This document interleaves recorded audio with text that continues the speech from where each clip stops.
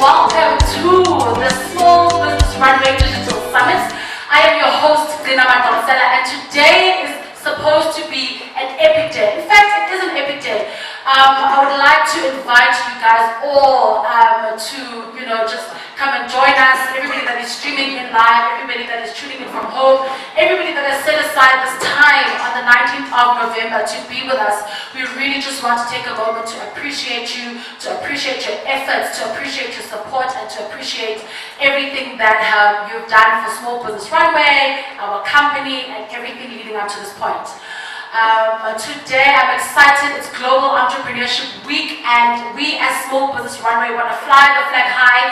We want to be the voice of entrepreneurs in South Africa, and not just a voice, but we want to be a voice that brings practical solutions, that brings learning, that brings an experience like none other. So welcome everybody that's tuning in from home, and welcome to all of my amazing speakers. I really do appreciate your time. I don't take anything for granted. And I am obviously a spiritual person, for the people that don't know, so I do believe that everything that has happened today had to happen for a reason. So please excuse me if you've seen me or heard me in the background trying to get everybody together, screaming at the guys. We really are a team and we try to work together, but y'all know when pressure hits, when that moment comes to deliver, a lot happens and a lot is expected, and so I don't even take that for granted. Please have grace for me on that as well. So firstly, I would like to welcome my beautiful mother. I don't see her in the audience right now, but I just wanted to give her a shout out. She gave birth, okay, she's out there somewhere. I just wanted to greet her and just honor her as my mother, as the person that, my path and my journey, as God has put it, I came through her, and so I just want to give her a moment and just, Mom, hi!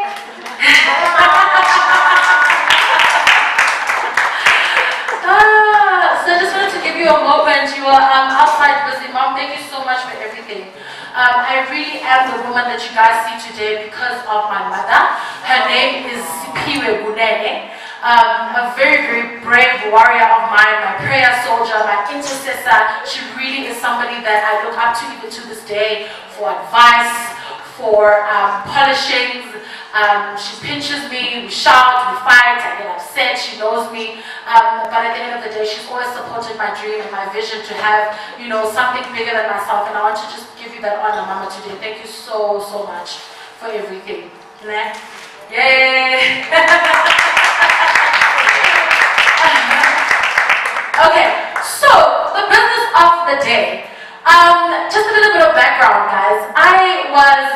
So some of you guys know me that I run exhibition events, networking events, where I bring entrepreneurs, small business owners and the likes into a conversation of, practical tips and tools. I'm always about that. People that know me know, #practical tips and tools. So I'm somebody that organizes events and brings entrepreneurs together to network so that we can, share knowledge, so that we can share experience, so that we can share contacts, so that we can share our genius, and just the spirit of entrepreneurship. And so when I was conceptualizing this event, because I was actually scheduled to have an event later on this year, but COVID happened, and so I was like, no, I'm definitely going to have something for the summit. And as usual, when you do something, you call your guys, you're like, hey, Sammy, my guy, I'm doing this thing, please come through, and so I'm so glad, that when I called you, you picked up the phone and you agreed.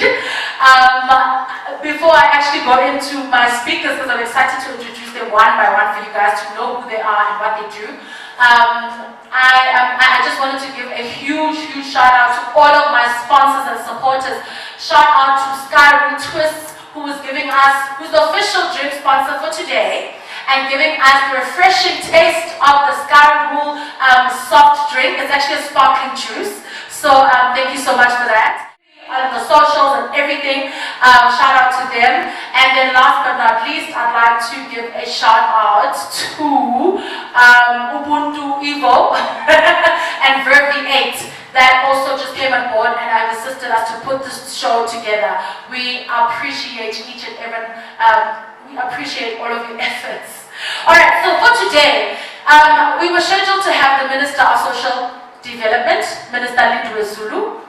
I believe she is still coming through, but we obviously have to push her to the end of the program because I got a call this morning that she was just quickly called into an urgent meeting, an urgent ANC caucus, but she wanted to be able to stream online with us, and obviously because of technical difficulties, we aren't able to include her online.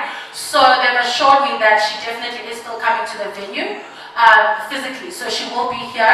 And so she was supposed to give us a keynote address, but we go straight into our speakers. I'd like to welcome the amazing, the formidable, the really, I don't know what to say, my fellow business guru, my fellow, business coach. We have been in the social media streets for a minute. We have been coaching people, giving them the tools, showing them how to run their businesses, showing them how to build their six-figure companies. I would like to welcome Hetty to the floor with me. Please come and join me in the front. We're going to have our conversation the other way around. So we're going to get the keynote address at the end, but we're going to have the one-on-one conversations as a start. Hetty is also a very, I'd say, good friend. I want to call you friend, but I always have such respect for Hetty because she really is, such a phenomenal woman. You're very, so well put together. You're very eloquent in everything that you do. So I want to call you friend, but I'm like, shh. But Sabi, I want to be dry like I'm not saying friend to you because I take you any less, but I feel like with you, there's a certain level of respect that I have to give you. You are the owner and co-founder of P&H Homes and also P&H Boutique, which is an amazing African-inspired clothing line. She's got 6 stores in malls around South Africa, which is quite big. You also are a business coach. You also show us how to get the money. Woo. You show us how to secure the bag, how to grow the bag, how to basically, enhance our entrepreneurial experiences as small businesses. So I'd like to welcome you as my first guest onto the show. You can have your mic. I think maybe you want to sanitize just for a second. And then you would just press there, the bottom button, to start. Okay. Yeah. Tasting. Okay, guys, she needs a round of applause. Like, I'm not doing it. Thank you so much. Oh, Hetty. Okay, I want to talk about our journey, just our personal journey and my personal experience, But I really just wanted to invite you to this conversation. We are in the middle of Global Entrepreneurship Week. And it's now more than ever that this conversation of entrepreneurship and small business ownership is being brought to the forefront in South Africa. Not just this week, but I think we've seen throughout COVID that we are needing to be, more agile as small business owners. We're needing to be more, flexible in terms of what we do and our execution. So I just wanted to, Hetty, it's been tough. It's been rough, for real. This practical person on the ground that has a shop front who has a store. We mentioned that you've got 6 malls around South Africa. Yeah. Tell us, what do we do? How did you do it firstly? How are you still keeping afloat? And also, tell us, give us some hope. How? We're dying. We need to know. How do we build after COVID? Well, firstly, I'd like to thank you, Glina, for inviting me to your really great platform. I think what you're doing is absolutely remarkable. I've seen you behind the scenes.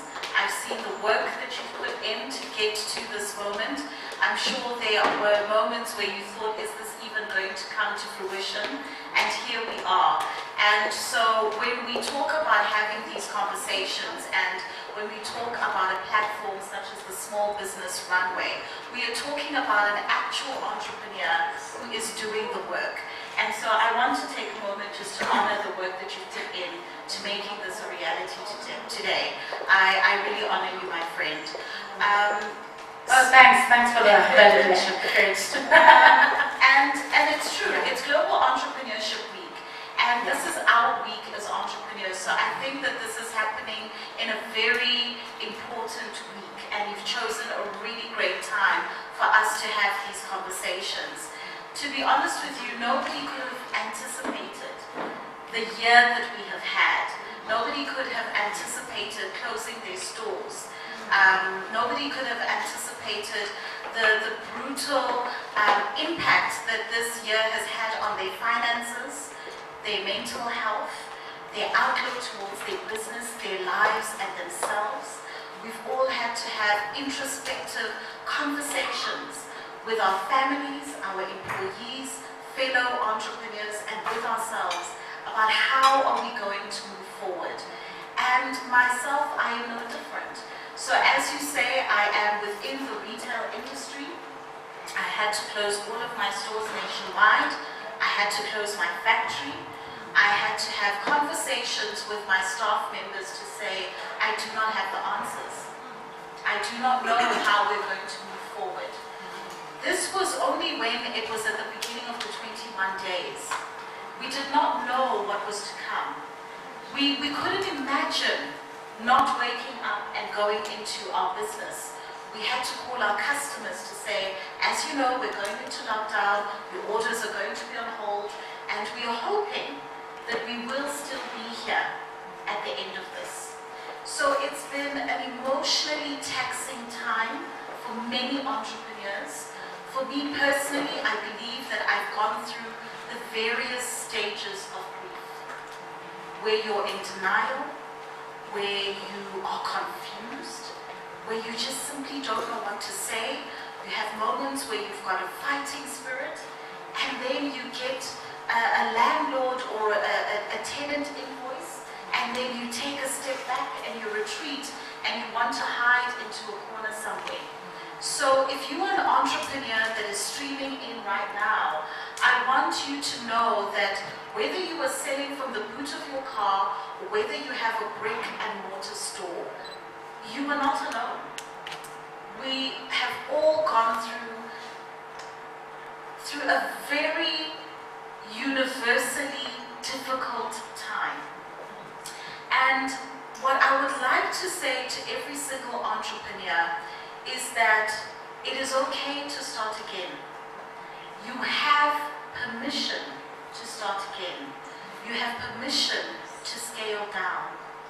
So for all of us in our quiet moments during lockdown, where we were forced to really have conversations with ourselves, there are moments where we've come to realize that perhaps we've been spending money in our businesses on things that were there to make us appear successful.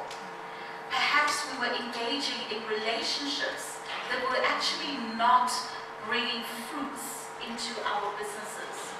Perhaps everybody in our team is not really on our team.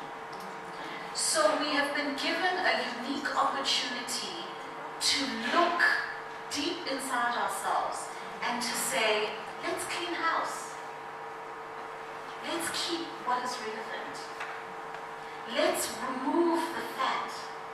And let's look at the meat of the issue here, so that we can be able to come back into the marketplace with a renewed perspective, a renewed focus that is not based on perception management, that is not based on Instagram filters, that is based on the reality of the situation.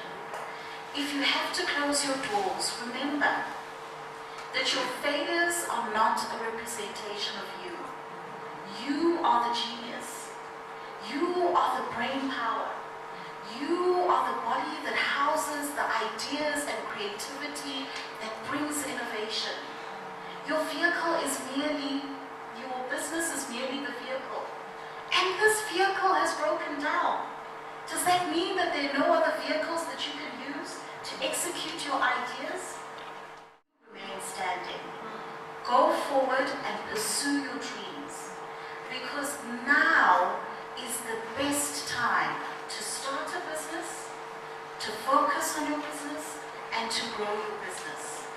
is no better time in the history of mankind to have a business despite a global pandemic.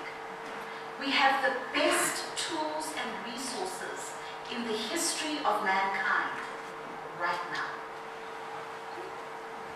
Yo, that does not even need an echo. Like, that's so well put. And I think, you know, it's sometimes that we know these things, but we still need the reassurance, you know, as you know, people that have to run the day-to-day operations. As you say, you know, we are the brains.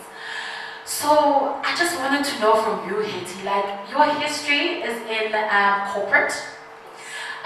You did not start off as an entrepreneur. You had a full-time job where I believe you were actually in a management position at one of the big, in fact I'm going to actually mention it, at RMB, right? Rand Merchant Bank, everybody. So you worked a management position at Rand Merchant Bank, and then you decided, it ain't for me. Salary, benefits, UIF, everything. Like everything that everybody needed now during COVID. You left that behind for entrepreneurship. How's that journey? Like, what even made you so brave enough to like, I'm quitting this? So yes, that's absolutely true. I do come from a background of corporate. I worked within banking, and it was a safe and secure environment. It was really absolutely wonderful, and I enjoyed the work that I did. So my journey into entrepreneurship actually started around 2010. That was the year when Philip was here. Do you remember that time? Yeah. It was exhilarating, wasn't it? There was an energy in the air that was just absolutely pulsating. And it was also the year, incidentally, that I got married. And I remember very clearly, I was on honeymoon with my husband, and we were just daydreaming. What is our life going to look like? How do we want to live our life? And he said, you know what? I think I kind of like you. I'd love to spend more time with you. And what we realized that despite the fact that we were in great jobs, that paid well, that was really good, we were time bankrupt. And we said, wouldn't it be wonderful to be able to make the money we want to make and actually have time to enjoy it? And that's how we realized that entrepreneurship would be the vehicle that we would use to attain our dreams. And so within business, we began to juggle our full-time jobs and have a part-time business. And we followed the Robert Kiyosaki model. He is the author of Rich Dad, Poor Dad. And we began to apply his principles within our business. We also began to set a standard for ourselves. What do we want to have in place in order to be able to leave our corporate job for full-time entrepreneurship? So we basically then had a target and a goal, something to work towards that would give us the indication that when this has happened, you are now secure enough to transition over. And so thankfully, just a few days ago, I actually celebrated 3 years of being full-time as an entrepreneur. Wow. Congratulations. And thank you so much. And it's been wonderful. And literally a year later, on the exact same day, we were able to also free up my husband's income. And we're both now full-time entrepreneurs and literally living the life of our dreams. Woo! Give it up for that. Okay, that is so amazing. And I think if you know your lessons and your experience is anything to go by, is that and I'm a firm believer in this, that we don't all have to be full-time entrepreneurs, but everybody can have a side hustle. Everybody can have something that they're doing on the side. You can sell something, you can hook something up together, whatever it is. So I think it's nice that you brought, you know, light to the fact that you had to transition from a corporate job and then only into full-time entrepreneurship. Thank you so much, Hetty, for joining me today. I'd love to spend more time with you, but we are a little bit like time pinched, so I'm going to try and speed up all our interviews as much as we can. Thank you so much. Thank you, much appreciated. All right.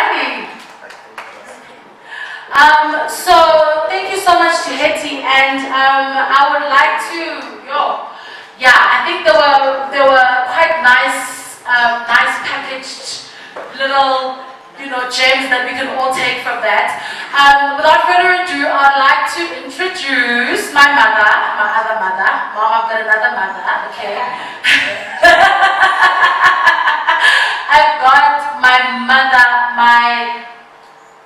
I'll go ahead and call her a heroine already because you know what, she is worthy of that title. I would like to call Umampalisa Kambule. Me and her actually met on the internet.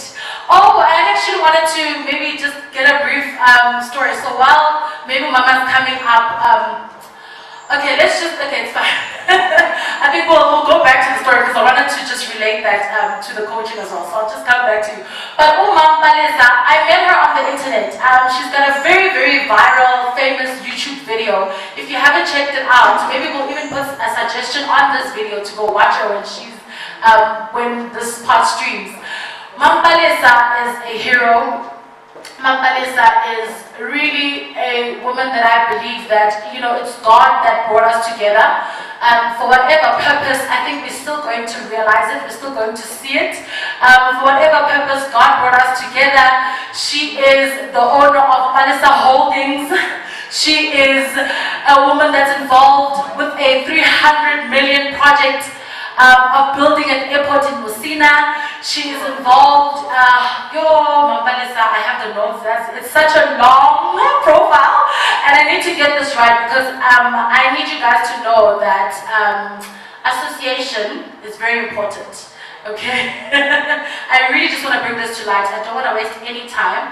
But Umampalisa Kambule, allow me, ladies and gentlemen. She is working on a program that seeks to raise 300 million towards the community development in Tubatse. She is the CEO of Affluence 12. She is the director at Palisa Cement, which is a 100% black female-owned cement manufacturing global supplier. She is the CEO and conceptualizer of Babina Nogoba Mampuru, which is a 16 billion rand development project. She is the executive director at Tarkon South Africa, which is an international resources and investment company that's leading construction and property development. She is the vice president of Soweto Business Forum. She is, guys, this is my hero, real life hero.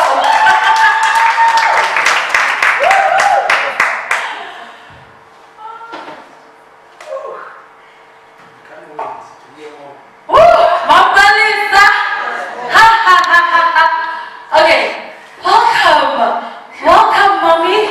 Thank you so much. Hello, everyone. I always listen to people introducing me, and most of the time I look around. It's like they're talking about somebody else. Right. It's God's grace. I was born an entrepreneur because from primary school, I came up with a stock fare, it's 50 cents. And I've always said that everyone is designed for a purpose that some of us, we are not aware of. I had a very nice, bright childhood with a nice family, and everything was so fine. I went to school. I had my first degree when I was 19 as a civil engineer, and everything was just so sweet, where there was no problem at all. And one day I woke up, I didn't have a family at all. Everybody died, and I was left in marriage that was so abusive. My first ex-husband shot me. By the way, I was married 3 times in my life. And at the age of 25, I was a multi-millionaire. Like, seriously. And by that time, I'd lost my family. And my journey was this too good to be true journey, where things they will just come overwhelming, you know. And I've always said a journey of an entrepreneur is that all of us want to make money, but not all of us are ready for that money. And after 8 years being a very successful, young, intelligent, bright woman, I had a lot of businesses that collapsed. And around 2010, I was sequestrated. In fact, I took myself to court, and then I declared myself bankrupt. And for 5 years, I was homeless. And my story on YouTube, it says from multimillionaire to be homeless. I had 4 children, and I didn't have anything. For full 5 years, I've been staying in the streets with my children. And I am very grateful for that journey, because I am so jealous about this Palisa that is sitting here right now, more than the Palisa before. Because this Palisa, she has been through hell, through fire. I have seen the true colors of so many people, family, and friends. Our first speaker said something very, very important, that COVID taught us that sometimes you just need to clean up the rooms. We don't need everyone. And by the way, most of the projects that you are seeing now, that are now starting to materialize, for example, for the airport one, I wrote it down on my sequestration. When you're sequestrated, guys, you cannot be hired in any company. You cannot run your business for the period of 4 years. And in that period of 5 years, I was also depressed. And I ended up in a psychiatric ward. And it's only God who took me out. Because I could watch TV, it doesn't make sense. I listen to music, it doesn't learn. And even when people, those other ones that they would try and want to help me, I would run away from people, because that's what depression does. Not everybody leaves you, but you leave people. You get embarrassed, you get shy, you know. I was telling the other, in another interview, they said, Palisa, what was the most sad part in your life? I was saying, the time that I remember that was the worst. It was for me that I never had a car anymore, and I had to go somewhere, and I never had cheap clothes. So I would go inside the taxi with very expensive handbags, very expensive clothes, and it would be like, everybody in the taxi would be quiet, and then who's this one?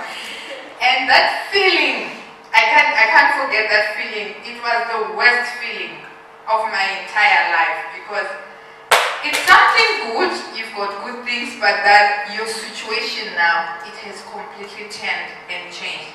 And even when people, they are laughing or they are talking about their own things, you automatically think they're talking about you. So you are the problem, in fact. Now it's no longer about other people, but now you become the one. So the cement has been my passion. For me to go down sequestration is because I was importing cement. So I loved cement because when I started my journey as an entrepreneur, I started as a tenderpreneur. That is why I can differentiate to be a tenderpreneur and an entrepreneur.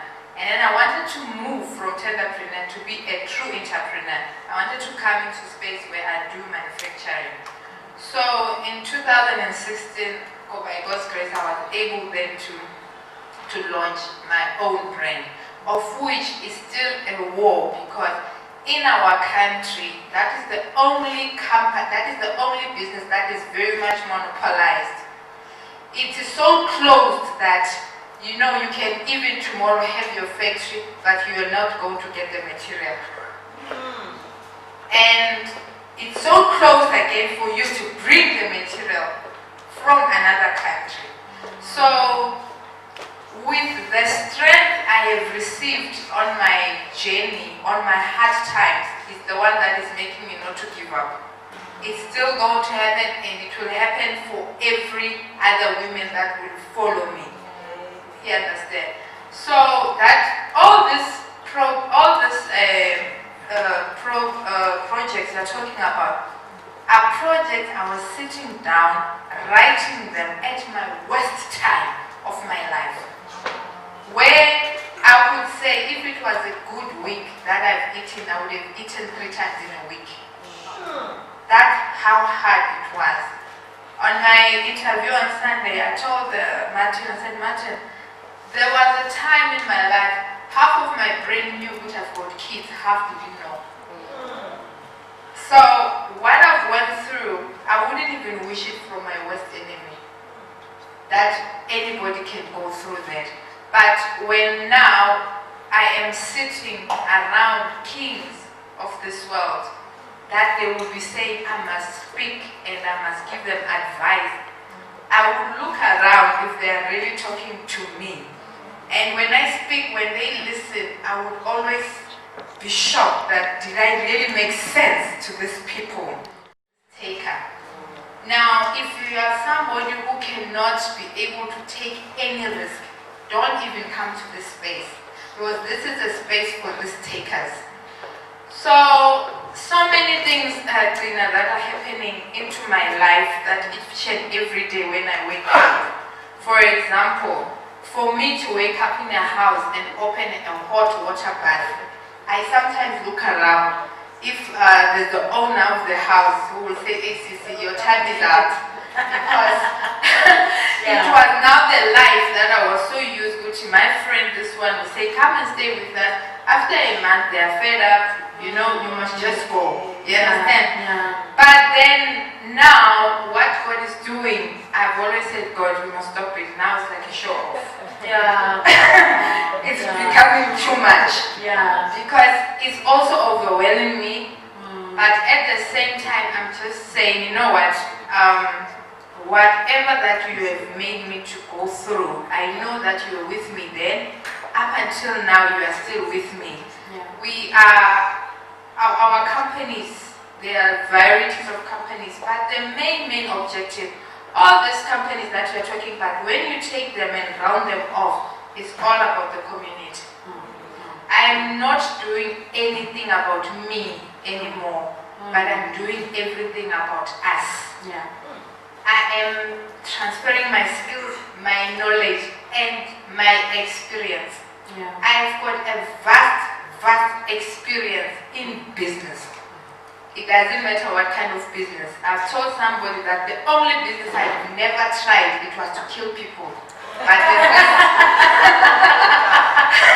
the rest you've tried.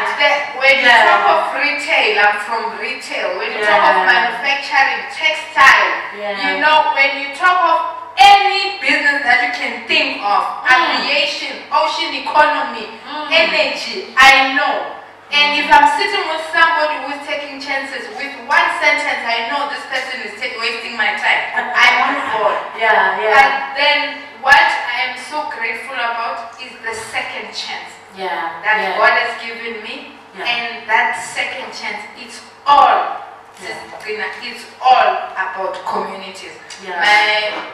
I'm nominated, I'm a nominee now as a South African heroine on awards.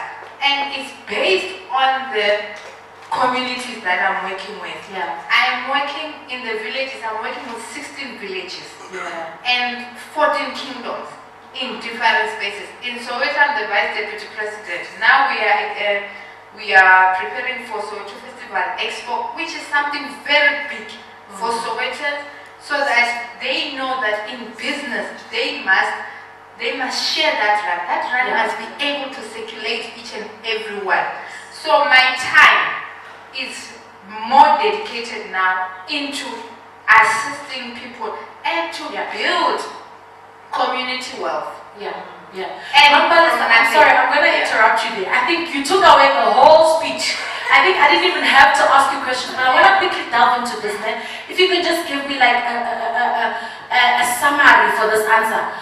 Talk to me about the comeback when you had nothing, when you had no meals, when you had no clothes on your back, when you had fancy clothes on your back but you didn't have anything in your bank account, when you had the minus, when you were frustrated, when you couldn't run your business, talk to me about the comeback and talk to me specifically about the communities and the actual people that helped you. Were there people that helped you along your journey to come back? Were people like writing you off because they think they know you? Just talk to me about that, just in quick summary, the people and also the comeback, like the comeback. The comeback was good. Yeah. Because none of my comeback were from any person that I knew. Woo! Yeah. My comeback, Him alone. God made sure that nobody must take the glory. But the glory only went to him. Woo! So that was my comeback. My comeback, it happened like this quick one. Wow. The house, my parents' house in Soweto, because I had to go back to my parents' house because I didn't have a place anymore. I was just tired of moving everywhere. Yeah. So there were tenants.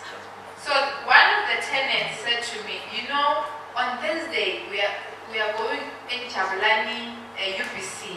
There is a Soweto Business Forum there, and in the Soweto Business Forum they give us tenders. So I said, you don't want to come with me. I thought I don't even have 10 rand to take a taxi, so I can't. I don't even want. No. I'll pay for you. But I'm still under sequestration. I can't run any business. Then she said, no, it's fine. So when I arrived, I was sitting right at the back. And then there was an executive in the front, and there were members.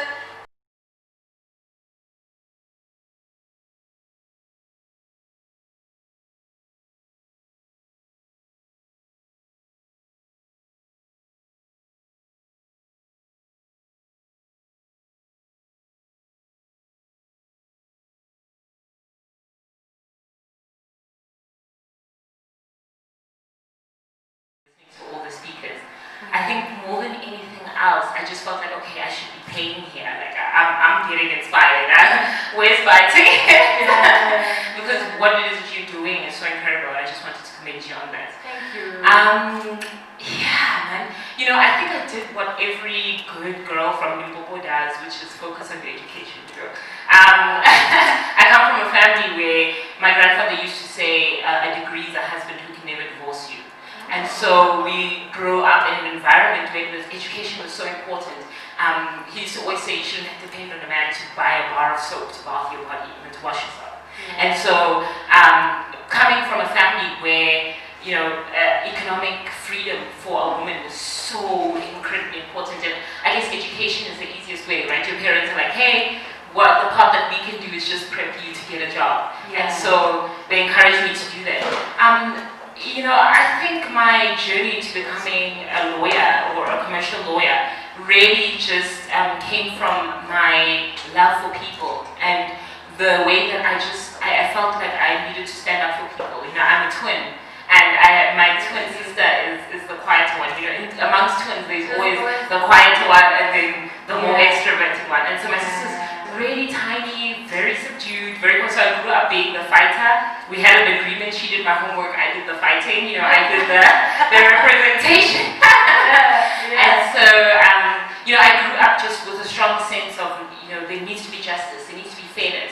You know, just a love for people and wanting to really stand up for people. I also come from a family where I'm actually the third generation entrepreneur. So my grandmother was a business owner, my mother is a business owner, I'm the third generation. So I really understood that there's value for that type of support for Black women. And so as a result, it then fostered my passion for law and so on. Moving on to the entrepreneurship part, as I mentioned, I'm a third generation entrepreneur. And so I know entrepreneurship better than I know employment.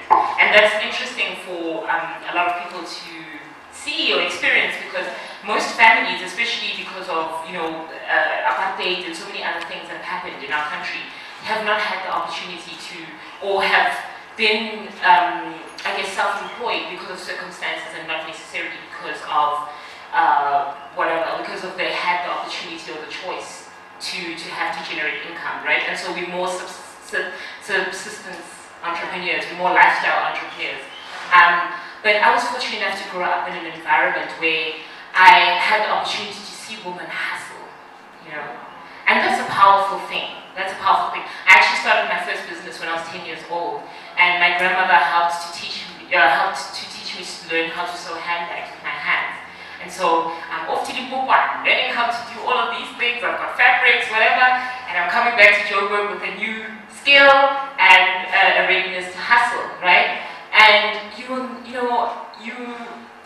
never believe what economic freedom can do to a young girl. Just having that money, being able to feed it and see that I can do something with my own hands, you know. I can do something that has value, that people would spend their hard-earned money to buy into. And I think that shifted everything for me. Even though, yes, I went the formal education route, yes, I went the formal employment route, at heart I was always an entrepreneur. I've always been an entrepreneur.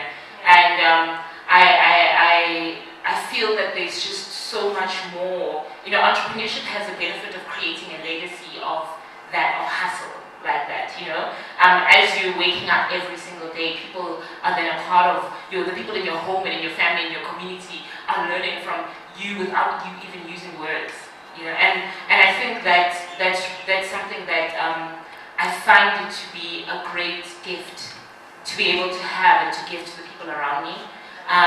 The people, especially because, you know, the unfortunate thing is that we really don't believe in ourselves, you know. Our Spasileto spoke about it, about what do we really believe. You know, there's an article I wrote recently in Successful Woman magazine, is that what's believe in yourself, but what about yourself should you believe?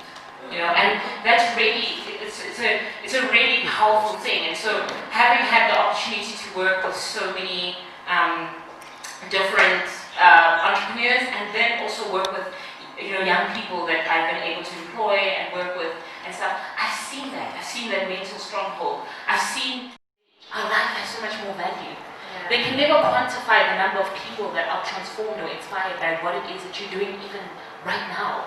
So how on earth are they able to really be, well, one platform or one award, be able to really honor everything that you've done? Yeah. It's just such a small part of you that people have been able to see or been able to acknowledge. So that's what I mentioned, I have a love-hate relationship with them.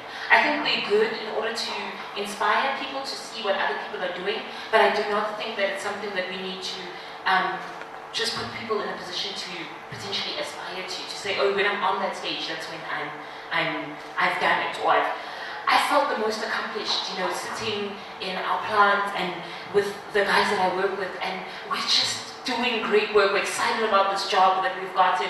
We're excited about delivering.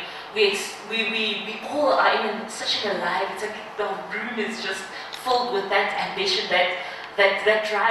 It's a daily effort and commitment. That's what an entrepreneur is. It's not awards. Yeah. So I think the second question that you mentioned was supporting women.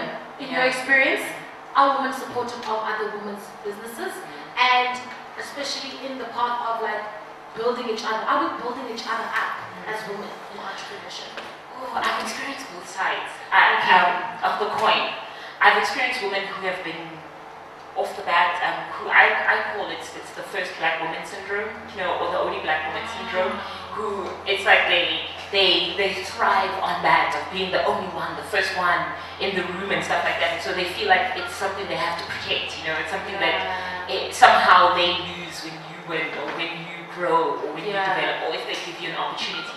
And so that does exist, and it would be wrong for us to sit here and say, oh no, you know, it doesn't, especially amongst black women, you know, we're so happy, we want to be like, oh, black power, black whatever. Yeah. But the reality is that, in theory, right? And you're talking about actually the hashtags, and people will like your stuff and all of those things, but it usually doesn't translate to actual genuine support, like someone picking up the phone on behalf for you, you know?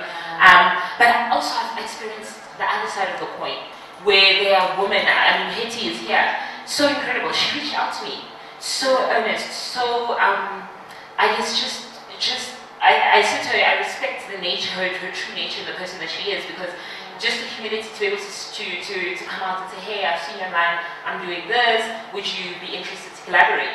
For me, is that side. I also have incredible mentors, I have incredible coaches, people who have really taken their time for no reason, just to be able to be there for me, to help me move forward, to help me grow. Even you invited me to your platform today. I believe it's an example of that. I think that sometimes we think about support for each other in huge acts, but I think it's in small acts. It's for me showing up for you today and you reaching out and us then starting to have that conversation and taking interest in each other. And that I believe is the starting block, really, and it's what we need to just establish. Is this, I love this book by Brené Brown, which she talks about you can't hate someone from afar, so move in, right? And I think that's what we need to do, is that we need to move in to each other's spaces and learn what each other's stories are and hear what each other's battles are and celebrate with each other when we celebrate, but be there for each other in the hard times as well, right? And even if it's just a word of encouragement, even if I'm just crying with you, but it's just knowing that I'm there, we create the connection first on a human level, and then from there, then we can start striving for connections on, whatever, in business and in whatever organizations or social efforts that we're trying to make. So that's where I think the challenge is. I think we need to just move in a little bit closer. And just before I let you go as well, like you're in the digital space, the space of like putting up content, sharing, different tools and aspects of business with entrepreneurs and small business owners like myself. So I've watched a couple of your videos. Okay, firstly, are you making money off your channel now? Not yet. Okay. No, we'll get there. But also just the whole digital space. Like, why specifically did you choose that I'm going to put up content on YouTube, right? Because even me leading up to this day, right? A lot has happened. We've decided, like, we're just debating with the team. What do we do? Do we stream live? Do we stream on YouTube? Do we stream on Instagram? Why have you found like your home base, so to speak, on YouTube? The reason why I actually started my YouTube channel in the first place was because I was getting so many, not to make it sound, over the top, but I was getting a lot of phone calls or requests from people to get help about business. And it's usually people in the incubation space, right? People who have business ideas or who have started businesses and they need them to grow. And so from that whole situation, I was like, actually, maybe if I make YouTube videos, it'll be able to help eliminate having the same conversation multiple times with multiple people. And I'm not really, I kind of dabbled a little bit in the event space, and I know that live events or in-person events are not really my thing, so I wouldn't opt for that, right? So then I was like, okay, YouTube is there. Maybe let me start by shooting a few episodes or whatever and seeing how people respond. And I was quite surprised at the feedback. People, I think the most powerful thing for me is to get messages from people who really say, wow, like I've moved, I've grown, in a certain way. This has really made genuine impact for me. And so for me, it's really rooted in purpose. And I believe I'm a teacher at heart, to be honest. I'm one of those people who I give unsolicited advice because I just like helping people. I'm the Debbie down at family functions, and I'm like, what are you doing right now? Like, how can you do whatever? Did you think about this? Let me help you do that. So I am that person naturally. So I guess it happened. It's more, I would say, a natural progression. But also YouTube as a platform is growing in Africa as a whole. And just being able to utilize our digital platforms to empower other people is really at the core of it. Monetization, I guess it will be, I feel like it's a byproduct of what it is that I'm doing. I'm more concerned about making sure that I am focusing on providing or the support or meeting up with the needs that people have. And that's the reason why I say I'm an advocate for SMEs. My advocacy is being able to connect and share whatever it is, the information, whatever it is that I have to share. And then hopefully people will be able to see themselves in me. See themselves, when I struggle, be able to see that. When I'm doing well, be able to see themselves. So it'll be along the journey as well that I'm on. So I think that's I guess the real reason why I went through on the digital space. Now I do see all the opportunities that are out there. I do see we do have to grow the platform because naturally there's so many people who are watching and are really growing, being blessed by it. So I guess we're also strategizing to find out how we're going to go to the next level. And would you collaborate with me on the YouTube video? I'm putting it on the spot.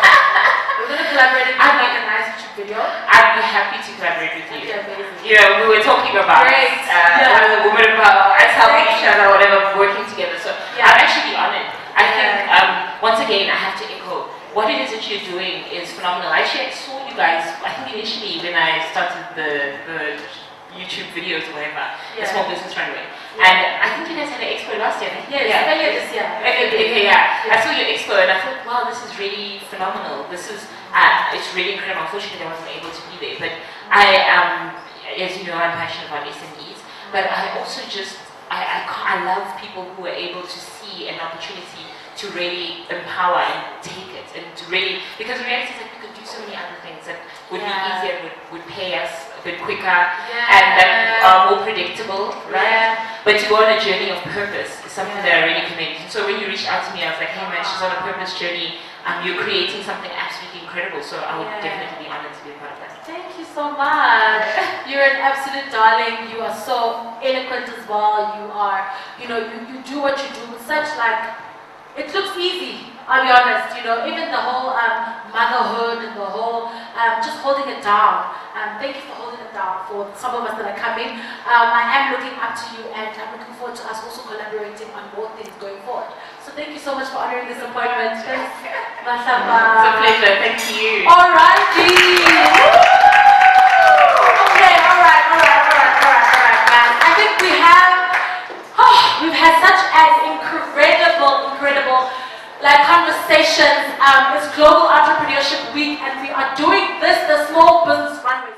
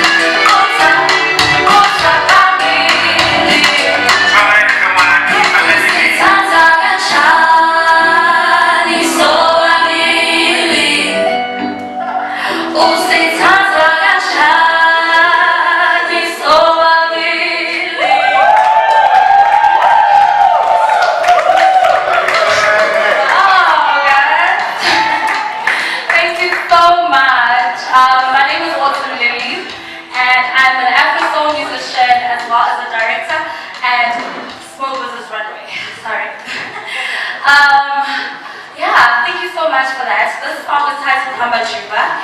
I feature a gentleman called Muruso. He's also a Satma and a Salma Award winner. The voice that you hear, the accordion that you hear there, he's literally playing it live. Unfortunately, he couldn't be here today, but he really did want to be. Yeah, thank you so much for today. It's been an amazing discussion, and I think I speak for everyone here when I say that we all literally received so much from all the conversation and all the talk. You know, Tina, thank you for being the hostess with the mostest and holding it down for the team. And to all our amazing guests that came through, we just appreciate it so much. Thank you so much for spending time. Please follow at @awesome_music on Instagram and also music on Facebook. We are dropping the song on page. Thank you.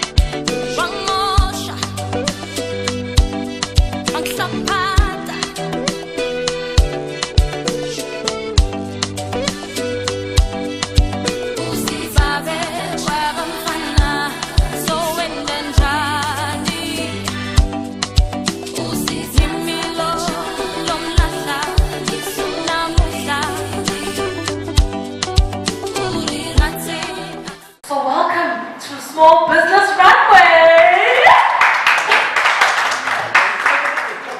Tina, let me firstly apologize that it was an on and off and all that. Today was a bit of a difficult time because we had caucus in the morning, we had Sanak, which is presided by the Deputy President, and then this afternoon we have the Men's Parliament, and I'm speaking at the Men's Parliament. But I thought, let me see if I can just squeeze in. And unfortunately, the time for squeezing in also did not fit in very well with your program, so that I could have been here to also hear what the others had to say. But I can imagine what people had to talk about if you're talking about small business development, particularly at this current moment. This is the most difficult moment for small business. This is the most difficult moment for the entire country, actually, not just small business. It is a difficult moment because of the impact of COVID-19 and what it has done. It has decimated a whole lot of businesses. If it was able to attack big business, what about small and medium enterprises? I thought it would be good for me, even if it's a 5 minutes, 10 minutes to be here, just a symbolic gesture of being here, and also appreciating that despite all the challenges that are out there, you still find it in your space to say, we have work to do, we have got a country to build, we've got our businesses to build, come what may, rain or sun or snow, whatever, we will stand up and do something about improving our own lives. We'll stand up and do something about it. Anybody who tells you the nonsense that black people are lazy must buzz off from South Africa. Yeah. Anybody who says we are lazy is talking absolute nonsense. The fact of the matter is that we're blocked from opportunities. The fact of the matter is that even now when the opportunities are there, they are too small for us because we are the majority. The ones who made it are the minority.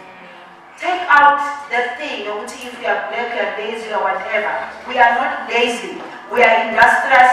We just want an environment to be created for us in order for us to grow. Good luck.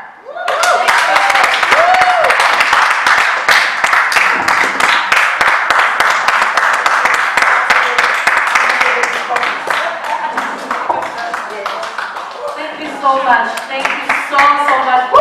One more round of applause. Look, Mom, I've got bad news, man. I think I found another mom. Like, I found the woman, the anchors, I found the tribe that I need to push this vision of small business runway forward. And thank you so much for also, now it's on, it's everywhere, it's on live, it's on camera. Uzbopili. We'll tell you, we'll help kick down the doors. Therefore, I am definitely going to take you up on your word. We have got a lot of work to do. And so, Nati, we want to know how we can be vehicles. Programs in we want to know how we can also come into the space to improve the lives of our people, the communities that we come from, and really just the small business, the ordinary small business men and women on the streets that needs us as a small business runway to take off, and that needs social development and also the Department of Small Business Development to grow. So thank you so much, Minister. I'm going to let you go. If you have... Can I just, before I go, I forgot one very important thing. On the 25th of November, the President will be launching the 16 days of activism of our fight against gender-based violence. And it's my plea to the men that are in the room and the men that are here. You guys don't know how much we love you. You just don't have an idea how much we love you. You guys don't really realize that we have absolutely no intention as the women of South Africa to make you feel small, to make you feel bad, to make you... Even Namagamo to our men are trash and whatever, we're doing everything we can to turn that around, to say no, men, not all men are trash. In fact, nobody should be trash. So my plea with you is, as you are busy also with your small business runway, please find it in your space not to forget the fact that women in particular, those that are trying to do some little business, they go home, they try their best, but they are pulled in different directions. It is in our power, it is in our hands as a nation to fight the scourge of gender-based violence. Nothing is as painful as waking up to the news of a 6-year-old who has been raped, has been killed, and has been thrown into a drain. Nothing is as painful as waking up and being told there's a girl who was raped and killed and thrown into a refrigerator, into a freezer. Nothing is as painful as hearing when you wake up in the morning, this woman was 8 months pregnant, but this man took it upon himself to hang her on a tree. So the plea from me as a Minister of Social Development is that the men who are our men that we love so much, they should get up and say, not in our names. They should get up and say, we shall work together and fight it. They should wake up and say, it is ugly for the nation of South Africa, the nation of Winnie Madikizela Mandela, Masisulu, Nelson Mandela himself, to be known in the world to be #1 in the abuse of women. You know, I went to Tunisia not long ago. I was busy talking about my country, taking them from the liberation struggle to the freedom of today. One guy stood up in that meeting and said, oh, Minister, it's so nice to hear you talk so nice about your country, but what's happening to your men killing women? So that, you understand? After saying, explain about how good South Africa is.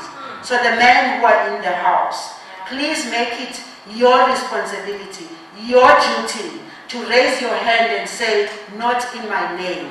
But it starts with you in your own home. Not saying it outside, not in my name, and then when you get to the house, you do the other way. We want to live with you. We want to love you. We want to build the country together. Mama, there's a woman that's in your life and you feel it's enough, please just walk away. Just walk away. Umshiye are in one piece nabantwana. Than ukuthi sibe faced with a situation where the woman has been so abused that she decides she wants to die and therefore she must die with her 5 children.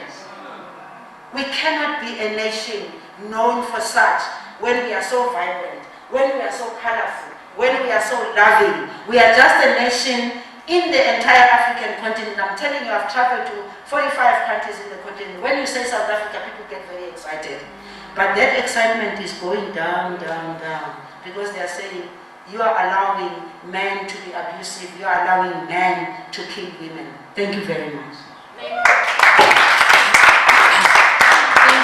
you so much, Minister. And it's such a pertinent topic, especially leading up to the 16 days of activism. Uzwile, onenkebe uzwile, and we hope onenhliziyo uzwile, you know. So it's really devastating. As a black woman myself, young, you know, we've still got ambition. So thank you for just reinforcing that message. It's very, very important. It's close to our hearts. Thank you so much, Minister. Okay. All right, no problem. Oh yes, please, my camera guys, can we please capture the famous?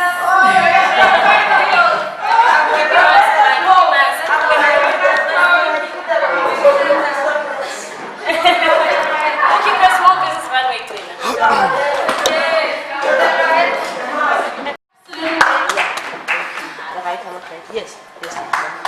This brings us to the absolute end of our conversation about small businesses, how we are building them, how we are empowering, how we want to change the face of small businesses and of entrepreneurship in South Africa.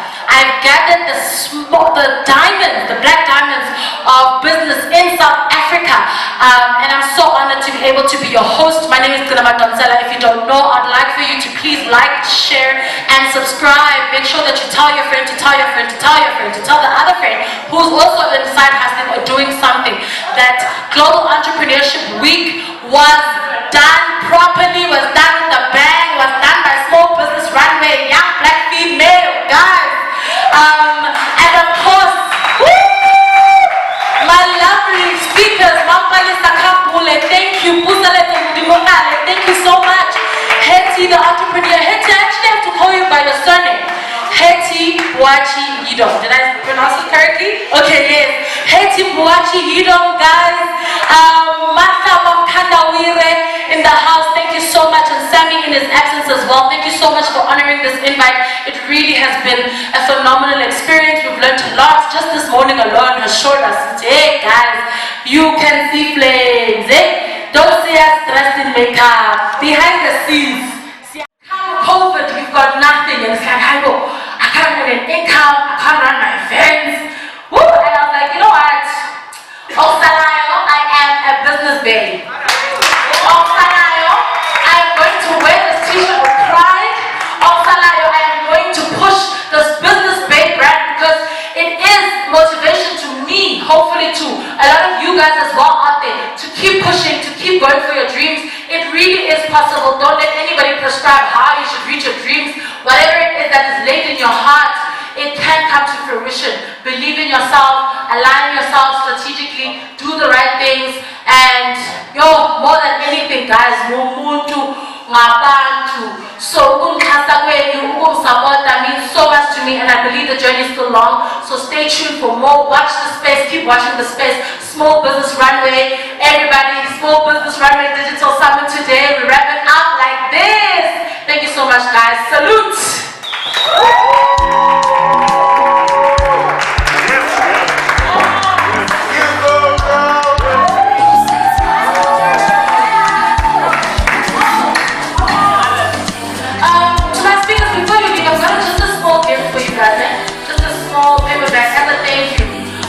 For coming.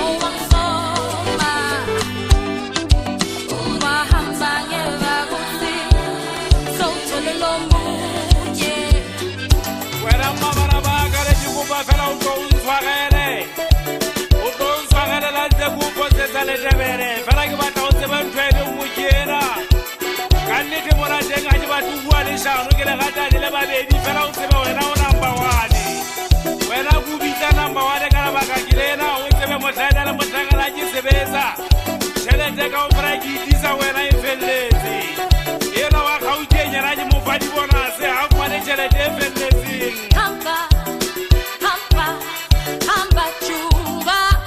lebaka le kentseng gore ke ratane gauteng maboneng basadi ba gauteng ba tena madukwe ba tena madukwe ba tlaisa ditšheipi ka o fela jalo wena o dula o ithatetse ka mose o dula o ikentse ka ga dijale nna jale ke bone ke sa o bone gantle fela ga ke jalo ngwana ka o tsebe a ko o tlale ke ntse ke o rata o mmabarabaka ga ebe o gopola gantlene ge ga o mpotsa gona lebaka le ntseng ke ratane gauteng maboneng ke lefeng empa nna le kutletse ka ga banana ba gauteng bona ka nnete maswago a bona ba tla le semati ga ke rialo ke batla o tlo ntshwarele letebele